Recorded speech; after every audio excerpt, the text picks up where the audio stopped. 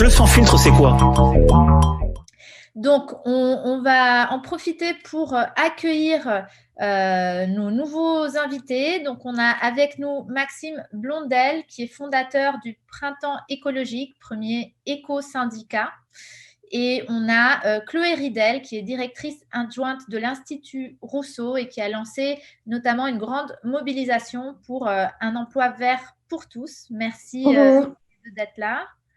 Bonjour. Bonjour. C'est Maxime Blondeau, mais c'est un détail. D'accord, je suis désolée. Pas de souci. J'ai une petite erreur dans mes notes. Pas de souci. Donc, Blondeau, je suis désolée. Maxime, donc est-ce que tu peux commencer par nous expliquer donc qu'est-ce que c'est que ce printemps écologique, qu'est-ce que c'est qu'un éco-syndicat, ça sert à quoi, comment on le rejoint, qu'est-ce que ça porte comme combat? Oui, avec plaisir. Alors, le Printemps écologique, c'est une initiative qui naît de salariés un petit peu partout sur le territoire en France, qui est assez jeune, puisque c'est une initiative qui est partie en mai 2020, 1er mai 2020, et qui s'est constituée en fédération syndicale, là, le 7 avril, donc le 7 mars, pardon, donc il y a moins d'un mois. L'idée, c'est qu'on a un certain nombre de salariés dans différents secteurs de l'économie en France. On compte à peu près 25 millions de salariés en tout, public et privé en France. On en a un certain nombre qui estiment que le principe du désastre écologique en France et partout ailleurs naît surtout des dysfonctionnements de notre système de production. Donc la question qu'on s'est posée, c'est comment est-ce qu'on peut accélérer la transition au cœur même du système de production.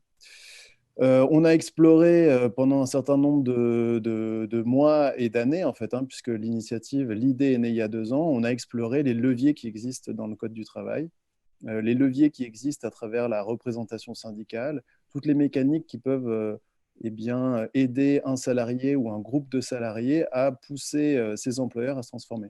Et on a réalisé, en fait, qu'il existe un certain nombre de leviers qui sont aujourd'hui utilisés essentiellement pour défendre les droits sociaux des travailleurs et des travailleuses, mais notre idée, c'est de les utiliser pour accélérer la transition écologique. Alors, ce qui s'est passé, c'est qu'on a des groupes de salariés qui ont créé des syndicats dans des secteurs donnés. Donc, le tout premier, c'est dans le secteur des services, du numérique, par exemple. Le second, c'est en métallurgie, sidérurgie. Puis, on a eu des fonctions publiques qui se sont créées, l'éducation nationale, etc. Aujourd'hui, on compte plusieurs milliers, environ 3000 personnes qui sont engagées dans notre partie associative, c'est-à-dire qu'on a des gens qui veulent s'engager, mais qui ne sont pas forcément salariés, qui ont un contrat de travail là maintenant. Ils sont étudiants, ils sont retraités, ils ont un statut qui ne leur permet pas de se présenter à des élections professionnelles. Et puis, on a tous ceux qui sont aujourd'hui employés, salariés, qui sont en CDD ou en CDI, et qui se disent, moi, je veux m'engager dans les mécanismes de représentation professionnelle pour essayer de transformer des choses. Alors, pourquoi un syndicat ? Pourquoi ne pas rejoindre un syndicat existant? C'est des questions qu'on nous pose souvent. La réponse à la première question, pourquoi un syndicat? C'est simplement que le syndicat dispose aujourd'hui d'un monopole, c'est le monopole de la négociation collective. C'est-à-dire que seul un syndicat, à l'intérieur d'une structure de droit privé ou de droit public, a la possibilité d'aller signer des accords au nom d'un groupe de salariés qu'il représente. Donc ça, c'est vraiment une spécificité. Un syndicat, c'est une association qui est un petit peu différente d'une association de loi de 1901. En fait, c'est une association qui est encore plus ancienne, c'est 1884, et ça jouit de ce monopole-là, c'est le monopole des accords collectifs, des négociations collectives. C'est une association qui est régie par le Code du travail, donc toutes les règles, ce qu'on a le droit de faire et pas faire, c'est dans le Code du travail. C'est donc le texte vraiment important pour nous. Et pourquoi est-ce qu'on décide de ne pas rejoindre ou de créer quelque chose de nouveau et pas simplement de rejoindre un syndicat existant? Alors, il y a plein de raisons.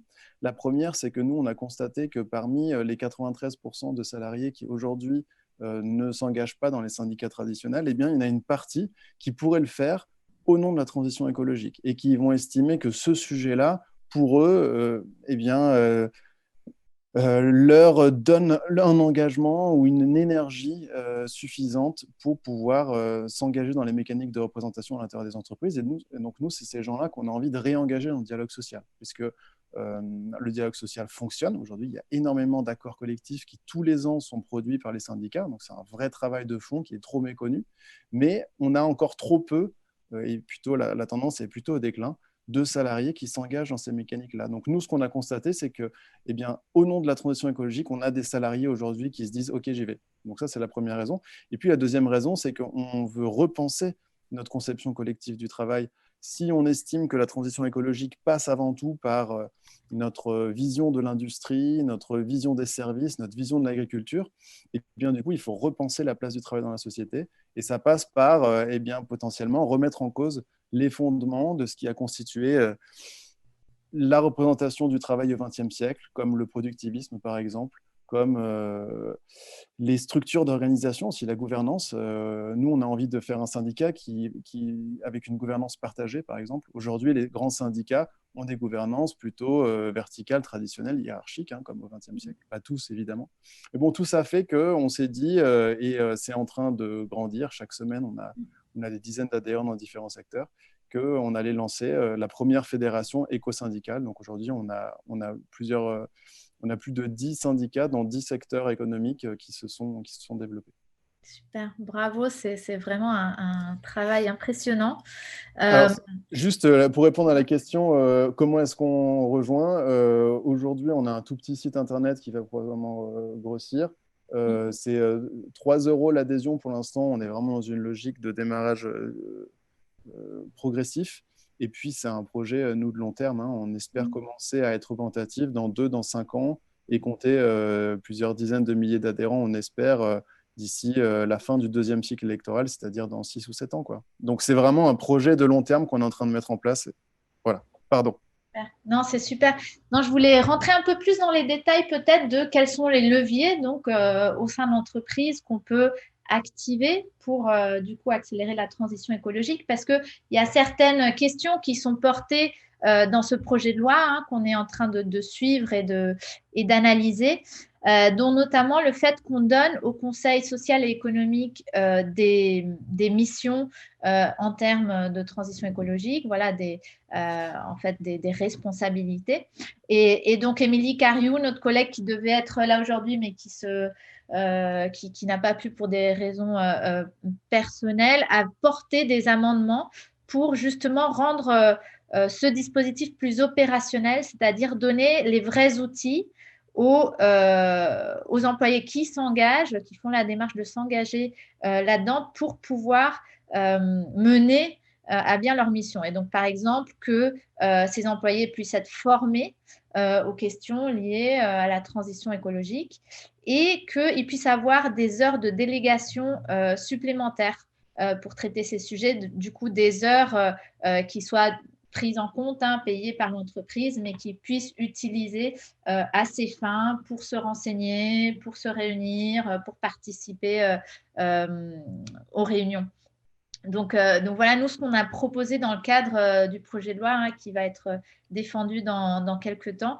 Est-ce que c'est à peu près dans vos cordes? Est-ce que c'est ce genre de mesures auxquelles vous pensez? Quelles autres pistes vous avez peut-être?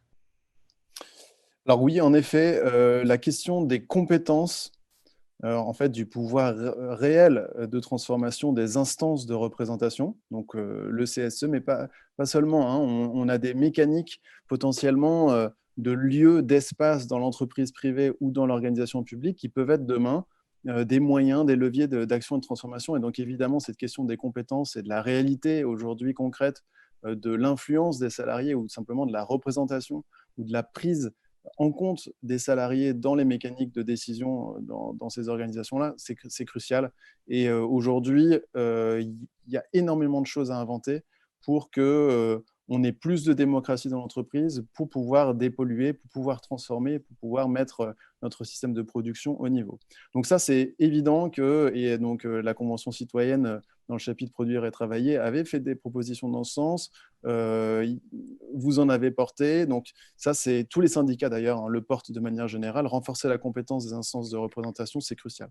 Mais ce n'est pas le seul moyen. Et il y en a un qui, moi, me semble, en tout cas, encore plus activable dans l'immédiat, c'est celui de l'influence simple d'une mobilisation à l'intérieur d'une organisation. Je vous donne un exemple. L'obligation de publication des bilans carbone. Aujourd'hui, enfin, vous le savez sans doute, Grenelle de l'environnement, donc 2010, ça commence à dater, en 2010, la mise en application, les entreprises de plus de 250 salariés doivent publier leur bilan carbone. Et si on fait le compte à la fois sur le site de l'ADEME et grâce à un site internet qui s'appelle Open Carbon Watch, et je vous conseille d'aller regarder un petit peu ce qui se passe sur ce site, eh bien, on constate, et accrochez-vous parce que c'est un chiffre énorme, que 70% des entreprises pour lesquelles la loi impose une publication d'un bilan carbone ne le font pas depuis près de 10 ans. Alors, il y a eu des mécaniques successives qui ont été proposées à l'Assemblée d'augmenter les sanctions. Hein, la sanction, elle était de 1 500 € depuis 2010. En 2017, puis en 2019, on a proposé d'augmenter, de passer cette sanction à 10 000 €, je crois, c'est la dernière proposition. C'est insuffisant quand on pense à des sociétés qui font plusieurs dizaines de milliers d'employés. Une amende à 1 500 € ou même à 10 000 € est dérisoire par rapport au travail qu'il faut mener pour aller produire une stratégie carbone et pour mettre à jour une organisation. Donc, on voit là que voilà, il y a un amendement qui a été proposé, d'ailleurs, qui a été immédiatement rejeté, qui visait à indexer les sanctions sur le chiffre d'affaires, par exemple, pour eh bien, qu'on ait une proportion d'entreprises ou d'administrations publiques, d'ailleurs, parce qu'on a aussi des collectivités qui ne le font pas, commencer à mesurer leur impact. On est vraiment sur la base de n'importe quelle réglementation ou stratégie carbone, quoi. On est vraiment sur le premier, et bien même 70% des entreprises qui devraient le faire selon la loi ne le font pas. Donc nous, ce qu'on se dit, c'est que ces mécaniques de sanctions, elles sont dérisoires, de toute façon, ça ne marche pas. Qu'est-ce qui se passerait si les employés eux-mêmes se mettaient ensemble, s'organisaient, créeraient un système de représentation et allaient dire à l'employeur, nous voulons, nous, être dans une entreprise qui respecte la loi. Qu'est-ce qui se passerait? Moi, je pense que l'influence de ces groupes de salariés, elle produirait son effet. Elle engagerait les différentes parties prenantes, les différents décideurs, les différents dirigeants à se mettre à jour et à respecter la réglementation. Donc, ça peut être ça aussi l'effet qu'on peut avoir à l'intérieur d'une entreprise. Merci. Merci pour toutes ces précisions. C'est assez inspirant. Hein. Vraiment, bravo, bravo pour le travail. J'en profite pour prendre quelques petites questions que j'ai vues passer, mais Alban, je crois qu'elle a relu un peu plus précisément, mais en tout cas, je vois une là qui m'est adressée. Pourquoi le dernier amendement sur la sobriété numérique des marchés publics n'a pas été soutenu? Ça veut dire quoi non soutenu? Donc là, je renvoie un peu la balle à Mathieu. Est-ce que Mathieu est là en séance? Il était censé soutenir l'amendement. Il n'est plus avec nous, on l'a perdu. Donc, en général, comme nous, on n'a plus de temps de parole, on ne peut pas défendre nos amendements, donc on ne peut pas les expliquer, on ne peut pas détailler ce qu'il y a dedans, mais on a le droit de crier défendu, et donc l'amendement est pris en compte, et la rapporteure, le gouvernement sont censés donner des réponses. En général, comme on est non inscrit, ils ne prennent pas trop le temps de formuler des réponses sur le fond, ce qui est bon, assez triste. Mais du coup, ils sont bien votés. Donc cet amendement, on est en train de discuter commande publique en ce moment en hémicycle. Et cet amendement, voilà, ce qu'il proposait, c'était de rajouter une réflexion sur la sobriété numérique dans la commande publique. Donc que ce soit en termes d'éco-conception des sites, de tous les produits numériques, produits et services numériques de l'État, mais aussi en termes d'équipement, d'appareils, qu'on fasse appel à des produits reconditionnés ou des produits durables. Et donc, c'était ce qu'on proposait dans cet amendement. Je ne sais pas, Alban, si tu as vu passer d'autres questions dans le chat. Oui, j'avais une question de Techno Sam. Quelle serait la différence d'avoir une gouvernance plus horizontale? Les salariés vont devoir toujours tenir compte du profit à faire, sinon ce n'aurait pas le même intérêt. En tout cas, dans le capitalisme, en quoi on aurait donc des effets sur l'écologie si on garde le triptyque conso de ressources, transformation, vente pour faire des profits? Question hyper intéressante, je trouve. Alors, c'est une question qui est adressée directement à notre projet. Alors, quand on parlait de gouvernance, nous, on parlait surtout de la gouvernance. Alors, certes, la gouvernance dans les entreprises, c'est un sujet très intéressant, très important. On parlait aussi, en tout cas, ce qui nous différenciait des syndicats traditionnels, c'est de la gouvernance au sein même de notre syndicat. C'est-à-dire, nous, notre propre organisation, on veut innover sur notre gouvernance. C'est-à-dire qu'on veut eh bien, mettre en place des règles de gouvernance partagées. Nos décisions sont prises sur le principe du consentement, etc., etc. Donc, ce sont des logiques aussi qui vont attirer des salariés dans l'expérience syndicale. C'est-à-dire, je m'engage dans un syndicat, qu'est-ce que ça veut dire?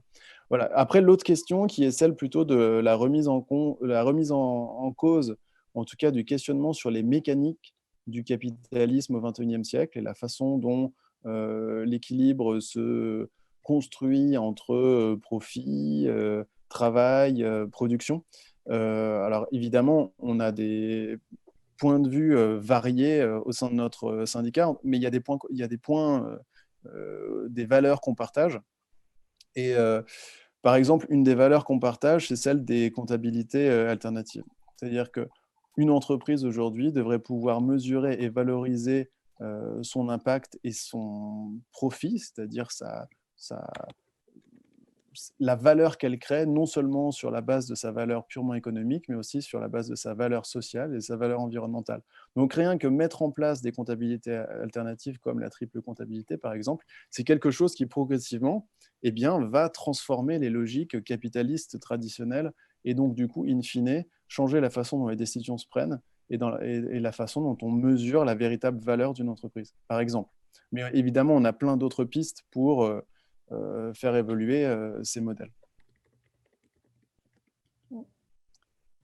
Alors, je ne sais pas si ça répond à la question, parce que c'était une question, je pense, assez vaste, mais nous, notre idée, c'est que l'entreprise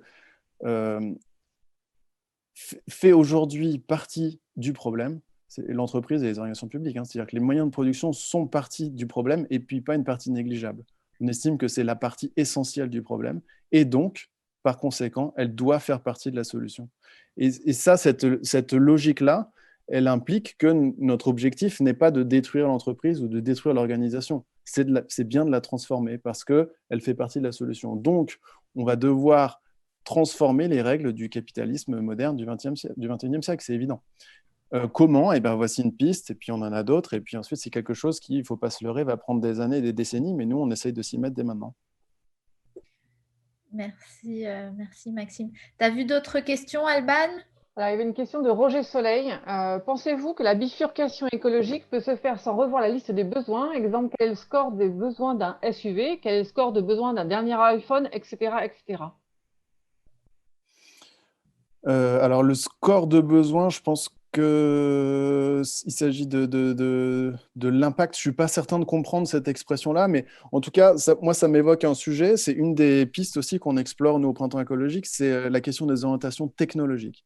C'est-à-dire qu'on ne peut pas, on ne peut pas décorréler le social de l'écologique. Une transition écologique pose des questions sociales qui sont très lourdes et très profondes, et il ne faut pas avoir le tabou du social si on s'engage dans la voie de la transition écologique. Mais on pense aussi qu'il ne faut pas avoir le tabou des orientations technologiques et que les choix technologiques ne sont jamais neutres sur le plan politique, ils véhiculent des idéologies, des croyances. Et donc, du coup, faire un choix technologique dans une entreprise, c'est faire un choix idéologique fort. Et donc, du coup, nous, on veut aussi amener cette question des débats. Alors là c'est un vrai déplacement, hein, pour que les salariés à l'intérieur d'une entreprise puissent avoir leur mot à dire sur les orientations technologiques. Parce qu'en effet, choisir des modes de carburation avec tel ou tel carburant, choisir, alors je ne sais plus quel était l'exemple, c'était SUV, et puis l'autre exemple, c'est l'iPhone. Bon, voilà, le numérique, les technologies de transport, mais on a aussi le sujet des biosciences. Moi, c'est un sujet qui m'intéresse beaucoup, les sciences du vivant. Quel est l'impact des choix technologiques en termes de biosciences, par exemple, des entreprises aujourd'hui, demain, en termes éthiques, en termes d'impact, en termes économiques, en termes sociaux? Donc, en fait, la dimension technologique, c'est un de nos trois piliers. On va avoir vraiment ce triptyque écologique, social, technologique. Les trois ne peuvent pas être pensés l'un sans l'autre. Enfin, les uns sans les autres. Il y a un certain intérêt, hein, pour le syndicat, effectivement, et on demande si ce syndicat est ouvert aux artistes, auteurs, freelance et chômeurs. Alors, quand on est chômeur, on appartient toujours à une catégorie. Donc, en fait, si vous êtes chômeur de l'administration, si vous êtes chômeur de tel ou tel secteur, vous pouvez rejoindre le syndicat qui correspond à tel secteur. On a un syndicat qui fait partie des premiers à être créé, qui est celui des intermittents du spectacle, ça s'appelle Culture, Médias, Audiovisuel. Donc, on a beaucoup d'artistes, photographes, de gens du cinéma aussi qui travaillent dans ce syndicat-là. Donc, je pense que ça pourrait correspondre, par exemple. à celui que vous évoquez. Alors, effectivement, je pense qu'il y a une question de fond sur, notamment, je connais bien le régime des artistes-auteurs et qui est effectivement morcelé, et notamment le régime des photographes. Il existe des syndicats d'ailleurs professionnels, hein. On a pu parler effectivement de l'UPP ou d'autres syndicats, mais oui, en général, vous avez des filières professionnelles et vous avez un syndicat. Mais c'est vrai que votre initiative est très intéressante, donc ça peut aussi amener les autres syndicats à se réinventer aussi dans leur mode de fonctionnement, leur mode d'approche. Voilà. Donc, Tout à fait. Je voulais préciser aussi quelque chose, c'est-à-dire que nous, on n'a pas une logique corporatiste. C'est-à-dire que même si on veut rassembler notre discours dans une logique de secteur professionnel, notre premier intérêt n'est pas de défendre cette corporation spécifique. Donc, du coup, par exemple, dans l'enseignement, on a un syndicat éducation nationale, mais notre but n'est pas exclusivement de défendre les intérêts de nos membres, c'est aussi de défendre l'intérêt général au nom de la transition écologique. Oui, c'est ça qui donc, est intéressant. C'est pour ça que nous, on autorise et même on encourage parfois, dans certains cas, la double adhésion. La loi le permet et donc on pourrait tout à fait imaginer qu'un photographe rejoigne un syndicat qui va vraiment défendre les conditions et les statuts de cette profession et en même temps rejoindre le printemps écologique, nous rejoindre nous pour faire en sorte que l'ensemble de la profession entame sa transition, accélère sa métamorphose. Donc c'est tout à fait possible, la loi le permet. Tous les syndicats ne le permettent pas. Nous, c'est quelque chose qu'on a envie, en tout cas, là, on est en gestation, on est en croissance, on vient de naître. Donc, la double adhésion, c'est aussi possible pour ceux qui souhaitent, d'un côté, avoir une logique corporatiste, je défends ma profession, et de l'autre côté, une logique écologiste, je veux accélérer la transition. Très bien. Alors, Paula, je vois qu'il y a des amendements qui sont adoptés, non, en séance. J'ai l'impression qu'il se passe… Ah, on peut faire un retour en séance. Est-ce que techniquement, on va y arriver là, je sais pas, les équipes? Merci, Madame la Présidente. Dans cet amendement, on en a discuté, Madame la rapporteure, Madame… Bon, j'avais une autre question, sinon… est-ce que ce qui est évoqué ici ne ressemblerait pas un tantinet à la fameuse jadis expérience de cogestion chez LIP plus volontariste. Eh bien, c'est ce que je propose, que nous proposons à travers cet amendement, qui sera défendu après par notre collègue Thierry Benoît. Alors, c'est possible, un engagement, un rassemblement des salariés peut mener à la transformation de la gouvernance de l'entreprise, c'est quelque chose qui est tout à fait envisageable. Le granit de Bretagne, c'est le risque que nous avons. C'est possible. Nous, notre objectif premier n'est pas forcément de transférer, on va dire, la capacité de décision ou vraiment la gouvernance aux salariés. C'est une possibilité et ça peut tout à fait être souhaitable. Ce serait déjà dans un premier temps, et surtout dans les entreprises et les filières les plus polluantes, que les salariés soient représentés et prennent part aux décisions et à la gouvernance, ce qui n'est pas forcément le cas. Et ce qu'on voit, c'est qu'il n'y a que 2000 entreprises de plus de 250 salariés. Et évidemment, celles qui ont plus de 100 000 salariés, elles sont peu nombreuses. Donc, c'est aussi celles-là qu'il faut transformer. Et ça ne veut pas dire forcément déployer une scope ou vraiment transformer la gouvernance. Déjà, dans un premier temps, c'est peser et accélérer la transition et faire en sorte que on se mette à niveau parce qu'il faut aller très vite. Et ça passera forcément par le dialogue. On parlait tout à l'heure du bilan carbone, de l'obligation de publication qui n'est pas respectée depuis plus de 10 ans. Sans doute, ça pose une question qui est celle de la mise en application des lois. Aujourd'hui, on passe 10 ans à débattre à l'Assemblée ou au Sénat pour obtenir, à force de volontarisme et d'engagement des parlementaires, une loi. Et puis si 10 ans après, on constate qu'elle n'est pas véritablement mise en place, c'est parce qu'il y a une mécanique qui ne se produit pas dans l'entreprise. Et cette mécanique, nous, on veut qu'elle se produise véritablement et que les décisions qui sont…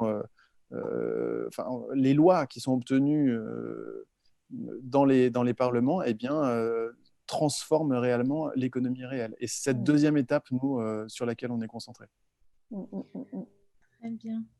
Merci Maxime. On va passer à notre deuxième sujet là sur justement les emplois verts parce que on est en train où on va aborder là assez vite l'article 16 de cette loi qui s'appelle « Adapter l'emploi à la transition écologique ». Et donc, c'est en lien avec les questions qu'on vient de discuter. Mais je voudrais aussi, Chloé, que tu nous présentes du coup votre mobilisation, votre campagne pour un emploi vert pour tous. Qu'est-ce que c'est? Explique-nous ça rapidement. Avec plaisir. Merci Paula, bonjour à tous. Donc avec un emploi vert pour tous, ce qu'on a voulu faire, c'est à la fois traiter la question du chômage de masse et de longue durée, qui est trop important dans notre pays et qui pose véritablement problème, et la question de la reconstruction écologique avec l'idée de toujours essayer de lier les deux. On est parti du constat que le chômage de longue durée, non seulement est cause de grandes souffrances pour les personnes que cela concerne, mais coûte aussi très cher à la société. L'ONG ATD Quart Monde estime que c'est 36 milliards d'euros par an de coût du chômage de longue durée en France. Et que finalement, pour le même prix, entre guillemets, on pourrait financer directement des emplois pour les personnes qui en sont privées. C'est ce qui nous a conduit à faire cette proposition de garantie à l'emploi qui vise simplement à convertir les coûts du chômage en salaire pour mettre les personnes directement au travail et les mettre au travail dans des secteurs qui participent de la reconstruction écologique. On s'est inspiré de ce qui se passait aux États-Unis, notamment pendant la campagne de Bernie Sanders. Vous savez, Bernie Sanders avait mis en avant ce qu'il appelait le Green New Deal, et la question d'une garantie à l'emploi était, entre guillemets, la jambe sociale de ce Green New Deal, avec cette idée de dire que le chômage est un... On considère que le chômage est un risque aujourd'hui, mais pour nous, c'est une absurdité. C'est une conséquence de la société industrielle et ce n'est pas quelque chose d'inéluctable, alors qu'en plus, le droit à l'emploi est inscrit dans notre pays au préambule de la Constitution de 1946 et qu'il a une valeur constitutionnelle, mais on ne le considère pas comme une obligation de résultat. Un droit à l'emploi et une obligation du coup pour la société de fournir à chacun du travail, mais simplement comme une obligation de moyens. Donc, on a lancé cette mobilisation, un emploi vert pour tous, qui amène à penser radicalement la façon dont on lutte contre le chômage depuis 40 ans dans ce pays. On a essayé de baisser le coût du travail, on a essayé de réduire le temps du travail. Aucune de ces différentes politiques n'a permis d'éradiquer véritablement le chômage. Et nous, c'est vraiment ce qu'on cherche à faire, toujours avec le souci de créer de nouveaux emplois qui soient verts, entre guillemets, il y a de nombreux secteurs qui aujourd'hui ont besoin d'emplois. On a cette idée que la transition écologique, ça va mécaniquement réduire le nombre d'emplois, mais ce n'est pas le cas. Prenons l'exemple de l'agriculture. Pour sortir l'agriculture des intrants chimiques, il va bien falloir ramener des travailleurs agricoles. Ça va être une agriculture qui va être plus intensive en emploi. Il y aura toujours des robots, des tracteurs, etc. Mais il faudra plus de personnes pour cultiver des exploitations biologiques. Donc ça, c'est un immense gisement d'emploi pour le futur qui pourrait dès à présent remettre des tas de personnes au travail et créer de la valeur sur les territoires, en exploitant des terres pour le maraîchage, en recréant des épiceries dans les petits villages qui aujourd'hui n'ont plus de commerce, même parfois plus une seule boulangerie. On pourrait aussi créer des emplois dans les filières du recyclage, de la réparation, des objets du quotidien, des vélos. Il y a de plus en plus de Français qui se remettent au vélo. Ils ont besoin que leur vélo soit réparé et ils ne peuvent pas aller les faire réparer dans 50 km de chez eux dans une grande ville. Donc, il faut aussi qu'il y ait des ateliers un peu partout.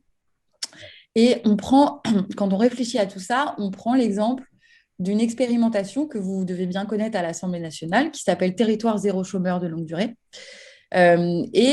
qui, depuis 4 ans, fait l'expérience concrète d'une garantie à l'emploi sur des territoires, il y en a 10, où ils se sont mis à créer des emplois qui sont 100% financés par la puissance publique dans des activités utiles au territoire et par rapport à ce que les gens savaient faire, les gens qui étaient privés d'emploi savaient faire. Et en 4 ans, 30% de ces territoires sont arrivés à l'objectif zéro chômeur, c'est-à-dire qu'il y a 0 chômeur de longue durée sur les territoires. Donc, c'est une grande réussite. Et 50% des activités qui ont été créées à travers ce programme sont des activités vertes, parce que souvent, ce dont les territoires ont besoin, c'est souvent lié à ce dont je parlais plus tôt, la réparation d'objets, le recyclage, etc. Voilà ce qu'on a essayé de faire. Donc, on poursuit une campagne de mobilisation et de lobbying. On a un site qui s'appelle emploivertpourtous.fr où vous pouvez aller voir des vidéos, où vous pouvez renseigner sur une carte les besoins autour de chez vous qui ne sont pas comblés et qui pourraient l'être si on remettait des gens au travail demain. Voilà. C'est super. J'aime beaucoup le message. Économie et environnement ne sont pas irréconciliables. Au contraire, voilà, ils se renforcent l'un l'autre. Tu as envie de nous partager les vidéos en partage d'écran, qu'on les regarde ensemble? Tu nous montres un peu le site. Alors, je vais essayer de faire ça. Par contre, l'animateur a désactivé le partage d'écran par les participants. Alors, est-ce que quelqu'un dans mon équipe peut activer le partage d'écran pour Chloé? Dans le texte, donc, de réduire l'empreinte carbone. Sinon, Ok, c'est bon, normalement. Ou, pour rester local, des quetchs, même bio, au mois de janvier. Et moi, je vous propose une solution. Tester une...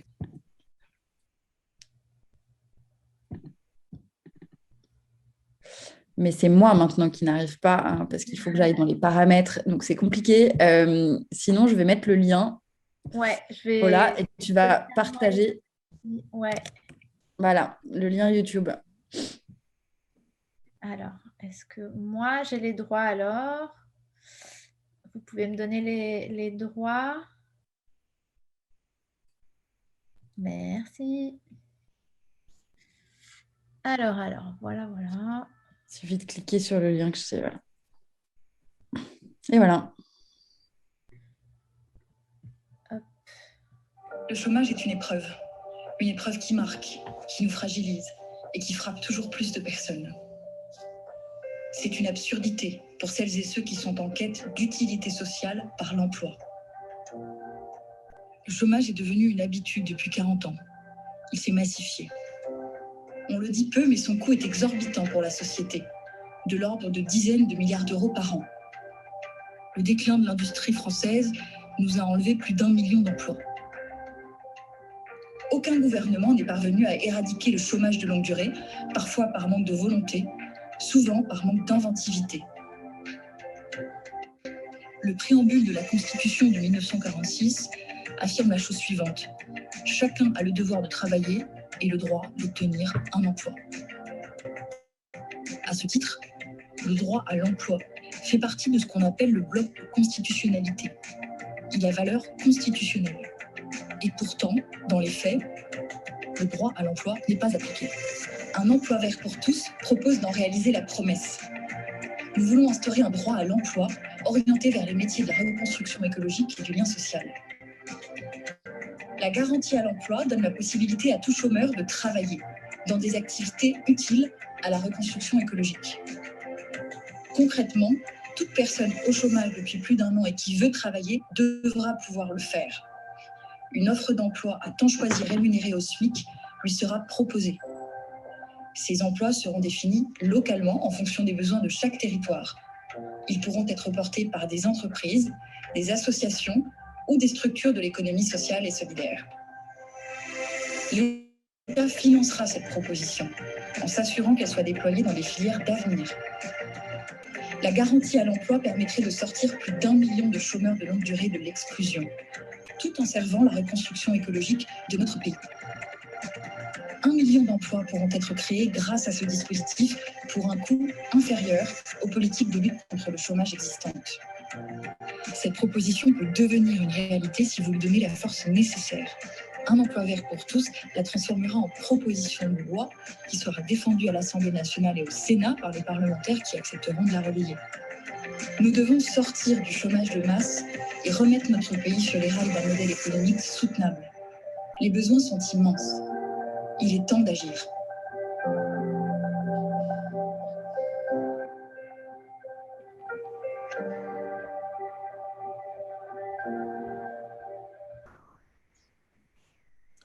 Voilà.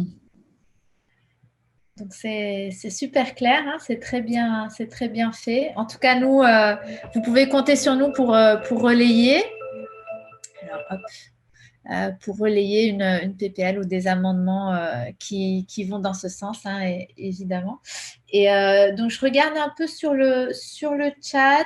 Donc, on nous demandait évidemment que pensez-vous des territoires zéro chômeur, hein, donc, t'en as dit un mot. Tu veux rebondir encore là-dessus? Oui, moi je pense que c'est quelque chose d'extrêmement prometteur. La nouveauté, c'est que ça part des territoires, que ce n'est pas une politique publique où on a dit on va déverser des milliards d'euros depuis Paris et puis ça va marcher tout seul. Non. Territoire zéro chômeur, ça marche parce que ça repose sur la mobilisation des élus locaux, des entreprises locales et des chômeurs eux-mêmes. Et c'est ça qui change tout. Donc si demain, en France, sur le modèle de territoire zéro chômeur, on crée ce qu'ils ont appelé, eux, des comités locaux de l'emploi qui rassemblent tous les acteurs du territoire avec les chômeurs eux-mêmes. On peut arriver vraiment à créer de l'activité et à remettre les gens au travail. Donc ça, c'est une immense source d'espoir, à mon avis. Très bien. Alban, elle disait oui de la tête, vas-y. Oui, j'ai une question. Merci Chloé pour cette présentation. Je trouve ça vraiment hyper intéressant. Moi, j'ai une question parce que j'ai des coucous comme ça. J'ai mon coucou, c'est l'égalité entre les femmes et les hommes. Est-ce que l'emploi vert est aussi un emploi verte, je dirais, puisqu'on sait que il y a notamment dans les métiers d'hiver, l'ADEME a fait des projections et il semblerait qu'il y ait quand même plus d'emplois liés à de la production, de la manutention, mais vraiment c'est du conditionnel. Donc je ne suis pas une spécialiste du dossier, mais il faut faire attention à cet équilibre et que la transition vers ces métiers, ces emplois verts, ne pénalise pas les femmes et qu'elles soient bien actrices de cette transition écologique. Donc, je voudrais avoir ton regard sur le sujet. Oui, c'est intéressant. C'est pas, à vrai dire, c'est pas quelque chose qu'on a encore tout à fait exploré, mais spontanément, je pense que je répondrai la chose suivante. Euh, les emplois verts, c'est vrai que les femmes, on a tendance à dire, c'est les emplois du care. C'est les emplois du lien, c'est les aides-soignantes, c'est le garde-enfants, c'est aussi les caissières qui sont à 90% des femmes, les autres hôtesses de caisse. Moi, je dis caissière parce que, mais c'est pas un abus de langage, c'est la vérité, c'est 90% de femmes. Mais les emplois verts, à mon avis, sont parfaitement féminins. Tu citais la manutention. Pour moi, les emplois verts, c'est d'abord de l'emploi agricole. Donc là, aux dernières nouvelles, les femmes ont toujours été capables de cultiver la terre. C'est aussi des emplois, dans Territoire zéro chômeur, il y avait beaucoup d'emplois sur le recyclage du verre, des choses comme ça. Là aussi, je ne vois pas forcément d'obstacle à ce que ce soit assuré par des femmes, des ateliers de réparation et des emplois verts.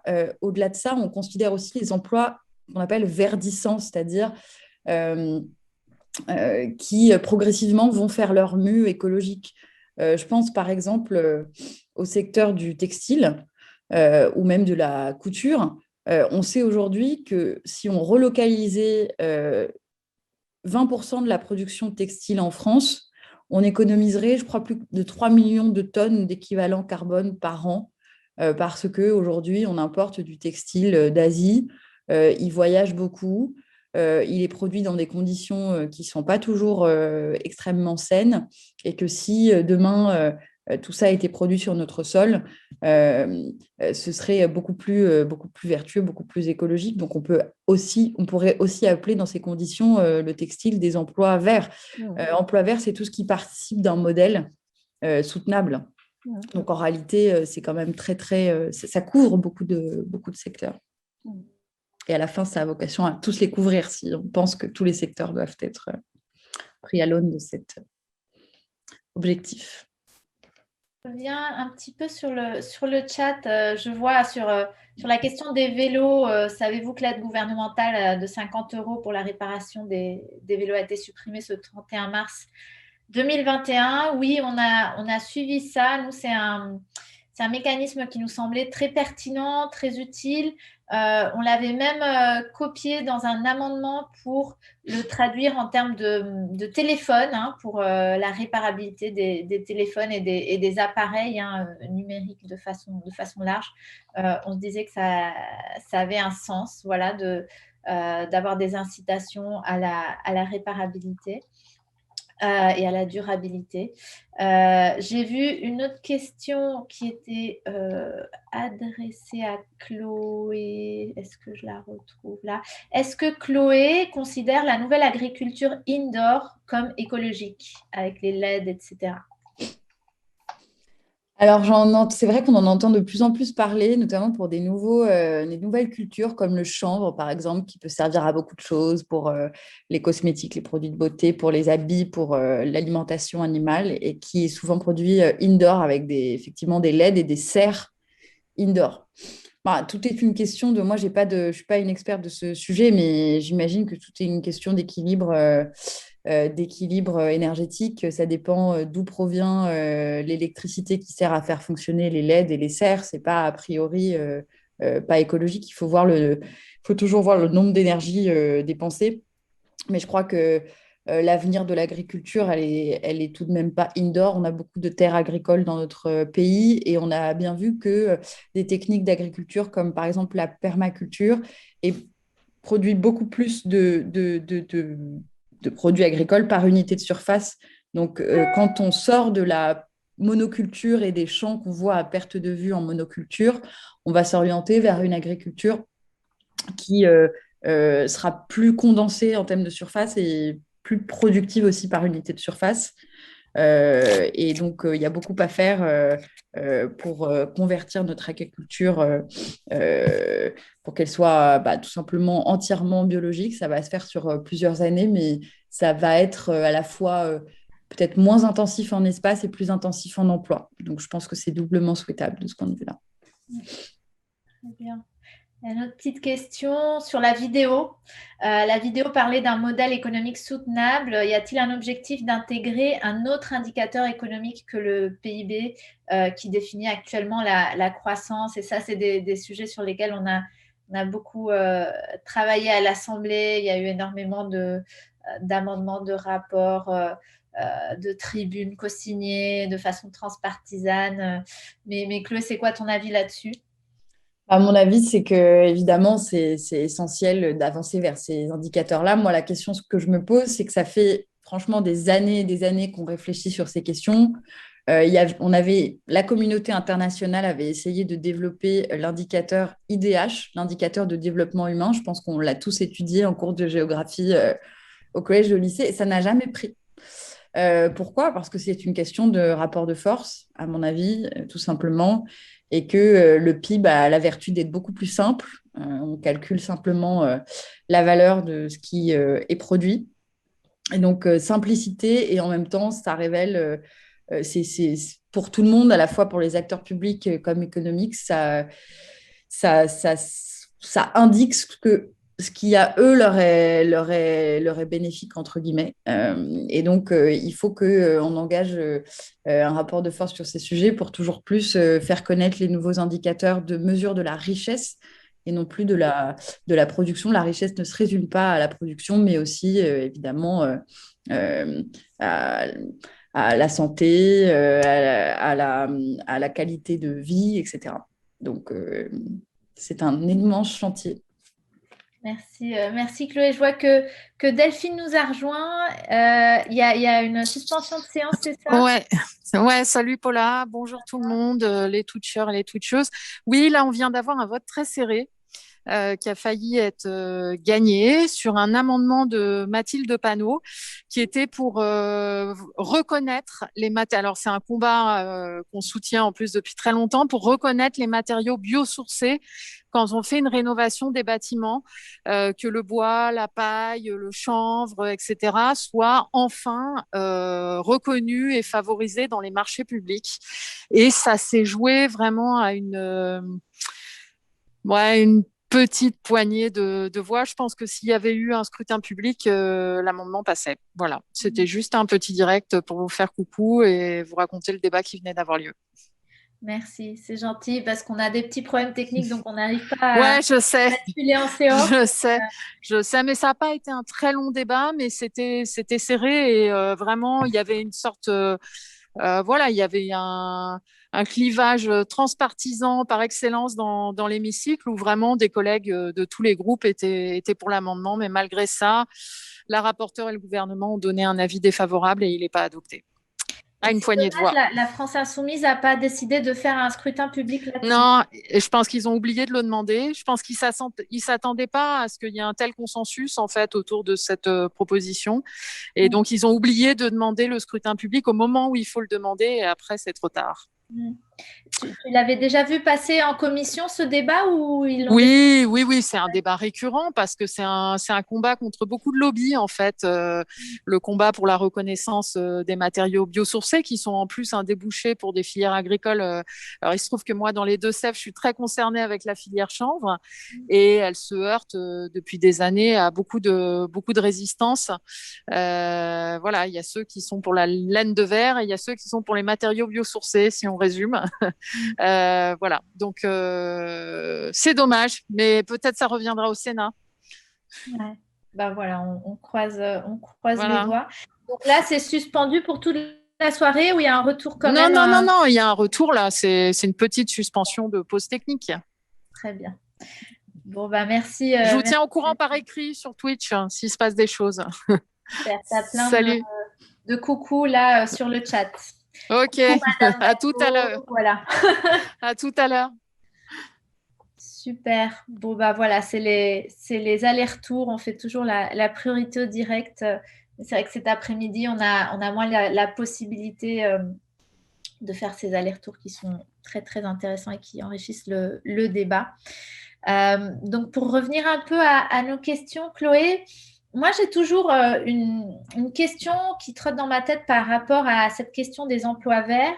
C'est quel est le lien? Est-ce qu'il y en a un théorique, conceptuel ou même pratique avec la proposition du revenu universel? Est-ce que ces deux modèles qui sont un peu qui sont incompatibles ou est-ce que c'est quelque chose qui peut être vu comme une sorte de continuum comment tu vois toi les choses là-dessus? Nous, c'est vrai que on constate que s'il y a une garantie à l'emploi, vous avez un revenu et donc il n'y a plus besoin de garantie de revenu, entre guillemets. Et donc, on soutenait volontairement qu'on pouvait très bien substituer une garantie à l'emploi à un revenu universel, même si ça n'est pas incompatible, mais tout simplement parce qu'à un moment, on a des contraintes budgétaires à respecter et qu'on ne peut pas forcément financer une garantie à l'emploi pour tous et en même temps un revenu universel. Mais je crois qu'il y a aussi deux visions de sociétés différentes à travers ces deux propositions. Le revenu universel, derrière, c'est une idée qui a la particularité d'être à la fois soutenue par des gens très à droite et très libéraux et par des gens aussi très à gauche, et qui véhicule une sorte d'idée de la fin du travail où l'État verserait un copec à chaque individu de sa naissance à sa mort et pour solde de tout compte. Et derrière, il y a aussi une certaine idée, à mon sens, de la fin de la société et d'un risque d'augmenter encore plus l'individualisme puisque chacun pourra cultiver son petit jardin et faire de l'aquarelle avec son petit revenu universel. Tandis que, je caricature, mais c'est fait exprès, tandis qu'avec la garantie à l'emploi, ce que nous, on a voulu dire d'un point de vue vision de la société qu'on a voulu porter, c'est de dire que chacun doit avoir sa place dans la société, chacun doit pouvoir contribuer au projet collectif, en l'occurrence celui de la reconstruction écologique, et que c'était inacceptable de laisser des gens dans la précarité sociale et dans la marginalisation sociale qui ressort du chômage. Et c'est aussi reconnaître que l'inactivité, pour certaines personnes, et même pour un très grand nombre de personnes, fait mal. Et ça, le revenu universel ne le dit pas. C'est-à-dire que vous avez un revenu qui vous permet de vivre, mais si vous n'avez pas d'activité, si vous n'avez pas de travail, si vous n'avez pas d'occupation, vous pouvez avoir des pathologies importantes liées au sentiment d'inutilité qui se dégage et tout le monde demain ne sera pas capable d'être heureux avec un petit revenu universel de 800 € et d'aller le temps qui leur reste faire de l'aquarelle ou voir des expos. Il y a vraiment des gens qui ont aussi besoin d'activité. Donc, je pense qu'il faut arriver à concilier les choses. Et moi, la façon dont je vois, c'est qu'une garantie à l'emploi pourra être vraiment utilement complétée par un revenu de base, mais qui ne serait pas universel et versé à n'importe qui, peu importe son niveau de revenu et de patrimoine, mais qui serait versé pour le coup aux étudiants qui, eux, n'ont pas vocation à travailler. Et à tous ceux d'ailleurs qui n'ont pas vocation à travailler, les personnes handicapées, voilà, qui ne peuvent pas travailler. Mais aujourd'hui, les étudiants qui sont obligés de travailler en marge de leurs études, ils pourront toujours évidemment travailler s'ils le souhaitent pour compléter leurs revenus, mais ils devraient avoir un revenu de base qui leur laisse le choix de vraiment se concentrer à 100% sur leurs études. Donc, on peut envisager une conciliation de ces deux idées comme ça, une garantie à l'emploi et un revenu de base, mais pas pour tous, pas universel, pas versé à tous, mais à ceux qui en ont vraiment besoin. Voilà. C'est clair, c'est clair. Je regarde un peu si on a des questions. Il y a une question sur le revenu universel, justement. Je ne sais pas s'il serait compatible dans un pays en décroissance. Fortement handicapé. Ok, donc là aussi, une question sur le revenu universel. Chacun sa place, ok, mais que faites-vous de ceux fortement handicapés, par exemple, qui ne peuvent pas travailler? Donc voilà, il y a une question d'articulation en fait des différentes aides, hein, si j'ai bien compris. Ouais, je crois. Par exemple, sur le RSA aussi, c'était une des luttes, voilà, des gros combats de la jeunesse en ce moment, notamment d'avoir des minima sociaux pour les jeunes hein, aussi. Est-ce que là-dessus, tu avais accompagné, hein, si je me souviens bien, ce combat ou... Moi, je crois que c'est un combat hyper nécessaire. Comme je disais, qu'on appelle RSA ou revenu de base, je pense que c'est un peu la même chose. Mais l'idée d'avoir un revenu de base pour les étudiants me paraît nécessaire quoi qu'il arrive. Mais en période de Covid, alors que les étudiants ont perdu leur petit job, je trouve que c'est criminel de les laisser sans aucun revenu. Enfin, on marche sur la tête, en fait. Donc, c'est pour ça que le débat est ressorti très fortement, parce qu'il y avait vraiment une urgence. Mais même quand on sera sorti de la crise et de cette urgence, il y aura toujours besoin, à mon sens, d'un revenu de base pour permettre aux étudiants de vraiment bien étudier. Ouais, mais c'est vrai que là-dessus, on a une jeunesse qui est un peu sacrifiée en ce moment. Et justement, on se disait si sur cette question de l'emploi vert, il fallait commencer par petits pas ou par des expérimentations, on aurait bien vu un emploi vert jeunesse, en fait. Peut-être que c'était une bonne façon de relancer les jeunes dans des emplois qui aient aussi un sens pour eux, puisqu'ils sont tellement aussi mobilisés sur la question de l'écologie. Donc, on va peut-être travailler sur cette proposition qui sera peut-être plus à même à être votée ou adoptée dans un premier temps. Voilà, nous maintenant, on connaît un peu la dynamique parlementaire. Il faut y aller petit à petit, progressivement, hein, Alban. Très progressivement. La construction d'une loi, on pourrait faire plusieurs Twitch dessus, je crois. Entre de l'idée qui vient du terrain, des rencontres, des auditions, des enquêtes, des consultations, l'écriture de la loi et puis ensuite le faire adopter. Mais donc, dis Chloé, puisqu'on t'a sous le coude, entre guillemets, je sais que tu travailles sur un autre sujet qui, moi, me passionne aussi et qui intéresse beaucoup les écolos et tous les partis et mouvements écolos qui réfléchissent à de nouvelles formes de gouvernance aussi. C'est cette question du scrutin majoritaire. Voilà, donc sur lequel je sais que tu travailles énormément. Nous, on l'avait adopté au sein de notre groupe Écologie, Démocratie, Solidarité pour choisir nos responsables au sein du groupe. Je sais que plusieurs des des membres du collectif poussent pour que aussi, par exemple, la primaire écolo prenne en compte cette forme de scrutin.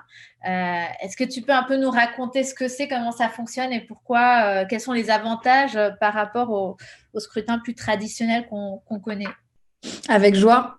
Donc, effectivement, comme tu le disais, moi, j'ai créé il y a 3 ans une association qui s'appelle Mieux voter pour défendre ce nouveau mode de scrutin qui s'appelle le jugement majoritaire et qui, à mon sens, une des grandes révolutions des années qui vont venir, qui est celle de s'émanciper de modes de scrutin qui ont 250 ans et dont la science a bien étudié tous les biais, toutes les insuffisances et surtout leurs insuffisances à traduire ce qu'est l'opinion des électeurs. Donc, pour revenir sur ces défauts, quand on vote, on a tous voté au moins une fois dans sa vie, que ce soit pour l'élection des délégués ou pour l'élection présidentielle, on doit choisir quelqu'un, on doit donner sa voix à quelqu'un. Mais en faisant ça, on ne dit pas ce qu'on pense, c'est-à-dire qu'on ne dit pas ce qu'on pense du candidat pour lequel on vote et on ne dit pas ce qu'on pense des autres candidats. Pourtant, nous avons une opinion aussi sur eux. On ne peut pas soutenir plusieurs candidats si, après tout, on trouve qu'ils sont tous aussi méritants et qu'on les apprécie tous pareil. Le vote blanc n'est pas pris en compte, etc. Et on est forcé à voter stratégique parfois, à voter utile, etc. Donc, pas en fonction de ce qu'on pense vraiment. Le jugement majoritaire annule tout ça, résout tous ces problèmes parce qu'il vous demande d'évaluer l'ensemble des candidats avec des mentions sur une échelle qui va de très bien à insuffisant, donc très bien, bien, passable, insuffisant, vous pouvez même mettre à rejeter. Et chaque candidat obtient des mentions et obtient le même nombre du coup d'évaluations. Il n'est plus question de se partager les voix et le gâteau des voix. Et le candidat qui remporte l'élection est celui qui est le mieux évalué par l'électorat. Il n'y a plus de vote utile, puisque vous pouvez mettre très bien à tout le monde si vous pensez que tout le monde est très bien. Il n'y a plus de vote blanc non plus, enfin, il n'a plus lieu d'être, puisque si on pense que le vote blanc, c'est un rejet de tous les candidats, là, vous pouvez l'exprimer dans le cadre du scrutin. Vous pouvez dire que vous rejetez tout le monde. Vous pouvez exprimer votre opinion dans la nuance, puisque vous avez une échelle de 5 à 7 mentions pour vous exprimer vraiment pleinement. Et puis, à la fin, on a une vraie photographie de ce que pense l'électorat. Et une élection, ça doit servir à mesurer le soutien des électeurs pour un candidat. Et le mode de scrutin qu'on utilise actuellement le fait très, très mal, parce qu'il ne mesure que les opinions pour, et encore, il le fait mal, mais il ne mesure pas les rejets. C'est-à-dire que Marine Le Pen, qui a 25% d'opinions positives, mais mettons 75% de rejets, elle arrive deuxième de l'élection. Avec le jugement majoritaire, ce ne serait pas le cas. Ce ne serait pas le cas. Les expérimentations en 2017 ont montré qu'elle arrivait 6e. Donc, ça changerait toute notre vie politique, puisqu'on ne serait plus là à se dire « Oh mon Dieu, il faut qu'on repense notre stratégie de campagne pour essayer de séduire tel ou tel électeur pour les ramener, etc. » On aurait une totale façon différente de faire de la politique, de faire campagne. Et puis, ça permettrait, à mon sens, de remédier un peu à la frustration énorme qui s'exprime face au scrutin, où les gens en ont marre de voter utile, de voter contre, par défaut. Par exemple, pour un électeur de gauche, ça fait en 20 ans, il y a eu 4 élections présidentielles et 2 élections pour lesquelles il a dû voter contre, en fait, au deuxième tour. Donc, il en ressort vraiment une frustration immense et je crains qu'en 2022, si ça se reproduit, il y aura encore plus d'abstention et de vote blanc ou nul. Il y en avait eu 4 millions au second tour en 2017, c'était inédit, et 25% d'abstention. Je crains que ça soit encore pire en 2022, donc il faut vraiment qu'on réfléchisse à ces nouveaux modes de scrutin, qu'on en parle davantage, et c'est un peu ce qu'on essaie de faire avec l'association Mieux voter. Voilà. C'est passionnant, et on a pas mal de retours des fans du jugement majoritaire sur le chat. Donc, voilà, bonne idée d'expérimenter le jugement majoritaire en conditions réelles. J'avais découvert ça sur la chaîne de Sciences Étonnantes et donc on nous dit plus loin. Ouais. Il y a une vidéo intéressante là-dessus. On nous demande, on peut aussi classer les candidats les uns par rapport aux autres. Oui, c'est un peu ça le concept. Le vote par jugement majoritaire sera assez difficile à dépouiller. Donc là, il y a des systèmes. Hein, Chloé, vous aviez développé toute une plateforme assez ouais.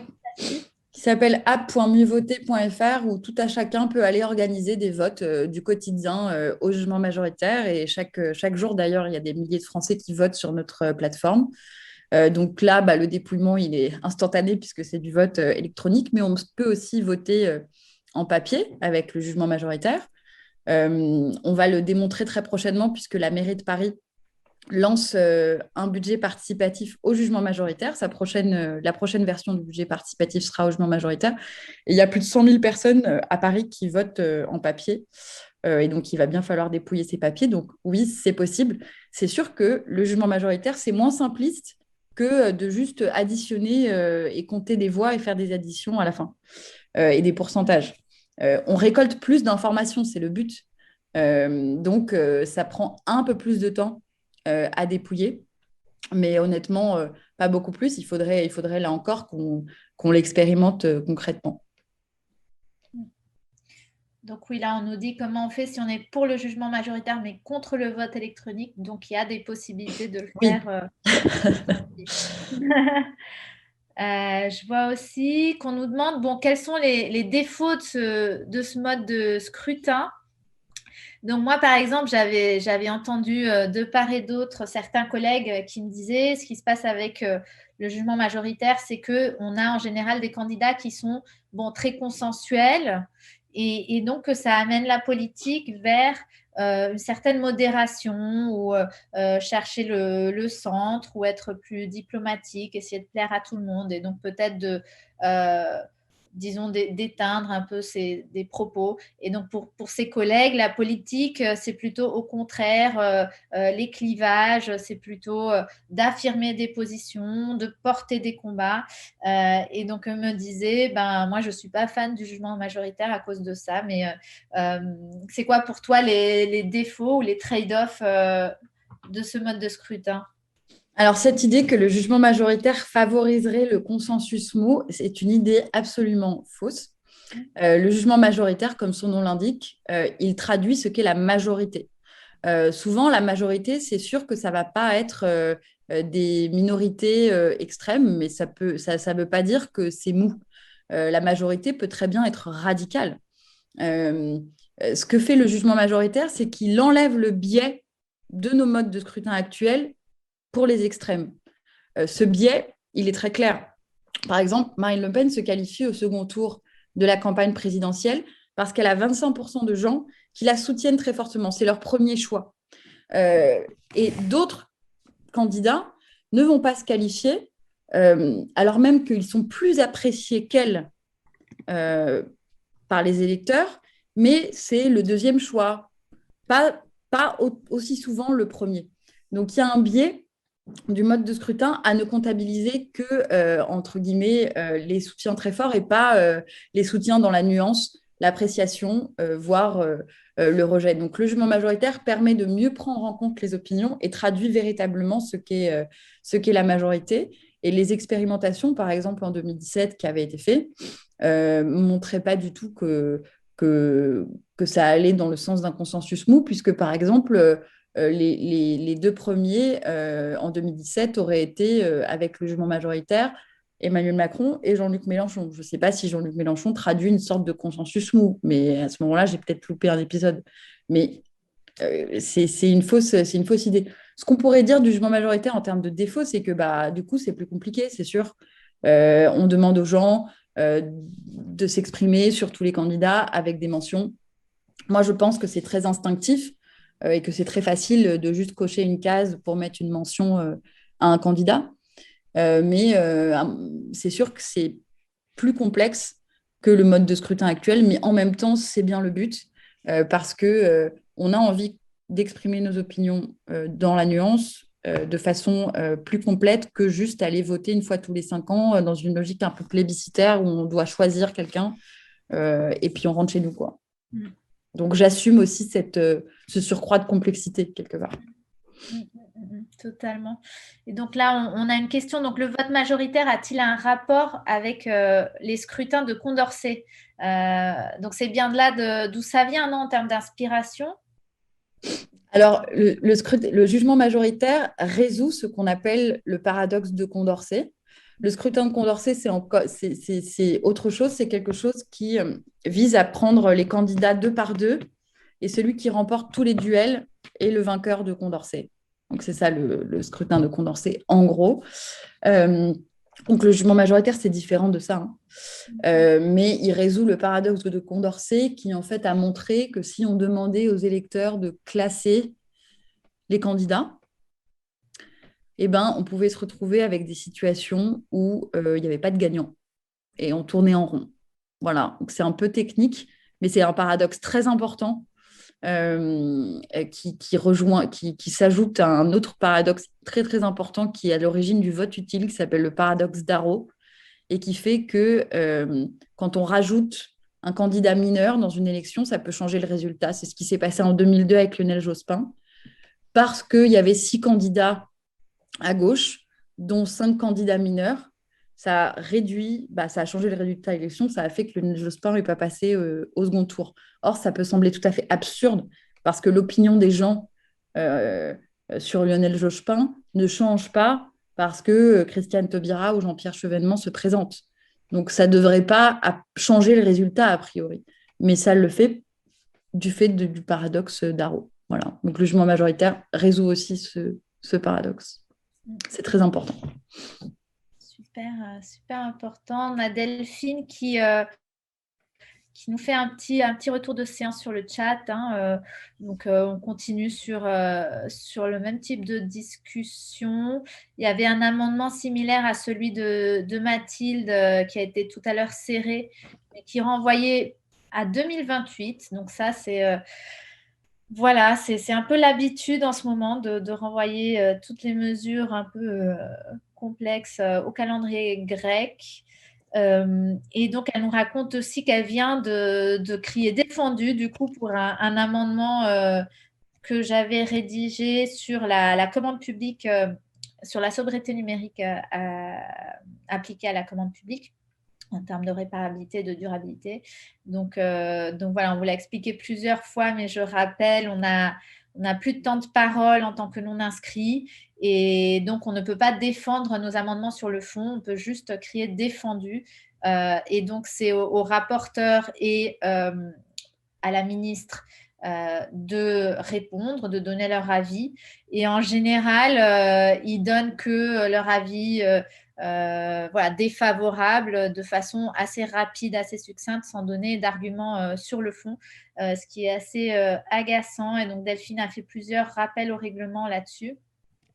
Mais on n'est pas plus écouté que ça. Donc, c'est pour ça aussi qu'on a lancé cette initiative pour pouvoir s'exprimer et expliquer aux citoyens quels sont nos combats, quels sont nos amendements, pouvoir les défendre. Donc, je crois qu'on a un peu fait le tour de la question, c'est-à-dire qu'on avait prévu un programme où on aurait aussi des allers-retours en séance, ce qui fait que, comme on a eu ce petit problème technique, on a fait le tour de nos interventions un peu plus rapidement, quelques 15 minutes avant que prévu. Mais en tout cas, merci énormément, Chloé, que... Voilà, je trouve vraiment fascinante sur ces combats et brillante par ailleurs. C'est toujours un plaisir de t'entendre. Et donc, je vous rappelle tous que ce soir, on a une grande soirée avec des Twitchers et des Twitcheuses professionnels qui vont venir échanger avec nous. Et on va vous passer le petit jingle pour vous montrer qui seront les invités ce soir. On vous attend tous dès 21h. Merci encore, Chloé. Merci à tous. Salut, merci à tous pour l'invitation. Si on pouvait enlever la musique, ce serait peut-être pas mal. You all see me. Can you hear me? Mais je ne passerai pas toute la nuit, je veux rassurer la famille. On me dit que j'ai un côté, vous savez, un peu vintage. Je ne suis pas encore un viewer ou un streamer, c'est ça? Je suis blond et j'ai des lunettes, j'ai fait des études supérieures, je porte une chemise.